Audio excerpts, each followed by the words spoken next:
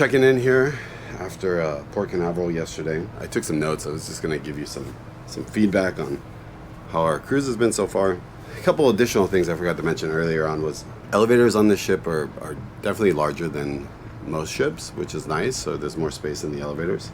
The main dining room has been really loud, but not a big deal. But if you want a quieter experience, you can definitely feel the tables are closer together. There's not as much space, and so it's just loud. But our waiter and assistant waiter have been great. We had a really fun celebration yesterday, celebrating Bertha's birthday, and they do a fun birthday song. So if you have someone in your party that's having a birthday, let them know. Their birthday song is super fun. Our waiter, I think we're at table 346, and our waiter is Roman, and he's super cool, super nice guy. I think like around the ship, like the energy has been really good. I mean, this is a busy cruise, like I mentioned yesterday. Lots of kids. It's just the way it is. Like summertime, going on a cruise. You don't want to go on a cruise with kids. Just go when school is in session. But the energy on the ship has been really good. Like the one thing I really like, one thing Erika and I really like about cruising is we typically enjoy a good dinner, we like a good show, and we like live music, and then a little casino thrown in there. And sometimes we include the kids, and sometimes we just put them into the kids club all night. And we did that last night. We put them in until about 1. We listened to great live music. They had the disco or the throwback party in the main atrium area, which was fun. There's the bar, the Meraviglia bar, right there on deck 6, right outside the main theater. That's a fun bar, great music. There's always good live bands there. So we've been hanging out there a lot, and that's what we did last night. Most MSC cruises are all going to go to Ocean Cay, their private island. I'd suggest do it prior to the cruise if you can online, or we did it as soon as we got on the ship. We've reserved a cabana. That's if you want to have a cabana. It's like $300 for the cabana. It's an expense that some people won't want to do. We just wanted to have a spot to hang out in some shade. You can also rent umbrellas. Those are cheaper. So when we went up there to rent the cabanas, they only had 2 more left, so we rented one. And we got a pretty good location. We're kind of in the middle. We'll show you when we get there tomorrow of where we're going to be.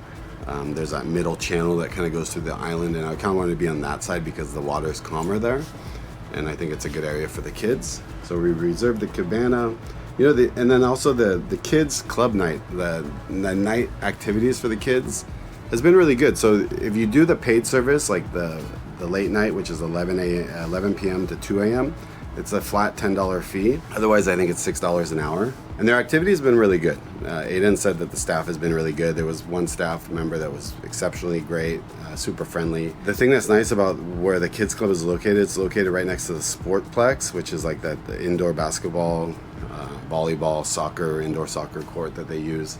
And so they do a lot of activities. Sometimes they'll, like, let's say, take them at 10:30, 11.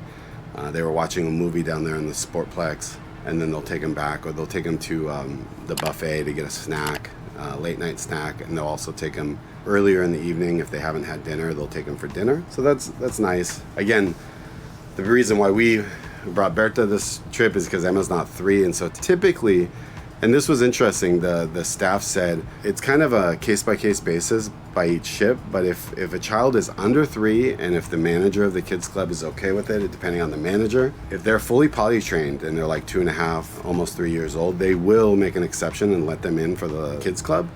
But if they're not potty trained, they've got to be 3 years old and fully potty trained to do the late night activity. So something to keep in mind. There's very limited information on the MSC website, and I kind of had a feeling that was because, some of these ships, it's just the policy can vary ship by ship, and I don't know if that's good or bad, but that's just the situation. So keep that in mind. But other than that, we're in Nassau. We're going to get off and do a private tour. Oh, and then last thing, the buffet. The morning buffet, man, this was the first day. I've been trying to avoid the breakfast buffet because I had a feeling it was going to be chaotic, and it was a disaster. I mean, there was so many people in there. So if you're going to do the buffets, go early, or if it's a sea day, go to the dining room, go to the brunch. But if you go at like 10:30 when everybody's getting breakfast, getting ready to get off the ship, man, it was hectic. It was really hectic in there. So just keep that in mind. It's unfortunate. This is why I always talk about the 2 types of people. You either love cruising, you really dislike cruising. The people that dislike cruising, it's because of all the congestion, all the people. And so I think even if you dislike cruising, if you go on a smaller ship, overall I think the experience can be a lot better. There's a lot more personal, customer service a little bit better. So I can talk more about that later. But we're in Nassau today, and we're just about to get off the ship, so we'll check in a little bit later. I haven't seen them. Where have they been? Who? The kids? They were with me. They're right here. I just saw them. No? Oh, God. They're in here. Surprise! Do you have fun, Emma? That's nice. It's a nice cruise ship. Okay, so for example, the Carnivalation. Unfortunately, a ship like this is becoming like a... The Elation. We've been on that one, right? You and I have been on the Elation. I don't think the kids have been on. Alright, so the problem with these Elations is like, they call it the fantasy class cruise ships, and there's only a few of them left. But the newer ones have a lot of the amenities, like the guys' burgers and the water park, and you know. But the downside is, a general rule of thumb with cruise lines, their less desirable ships usually do their best itineraries. We did the Carnival Fascination a few years ago, and it was an awesome cruise. It was an 8-day cruise with 7 ports, and it was like deep Southern Caribbean, St. Lucia, Barbados, Antigua, St. Thomas, St. Martin. It was just like awesome. It was like 7 ports in 8 days. It was a marathon. But now a lot of these older ships are just doing like 3, 5, 6 day itineraries. They're just not as sexy. I mean, a few of them. But my point is that often, you know, look for the itineraries that really interest you. And for the most part, the cruise ships are pretty decent. Because I think if you get into a ship that's a little bit smaller, especially if you're new to cruising, you're gonna just find the experience just a lot more enjoyable. Come outside with me. Look at the ship. Wait, haven't we been on this one? I don't think you've been on the Elation. I've been on the Elation. That's the Carnival Elation. It's small.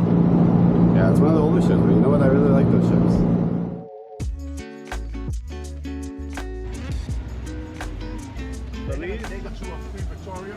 This is really cool here.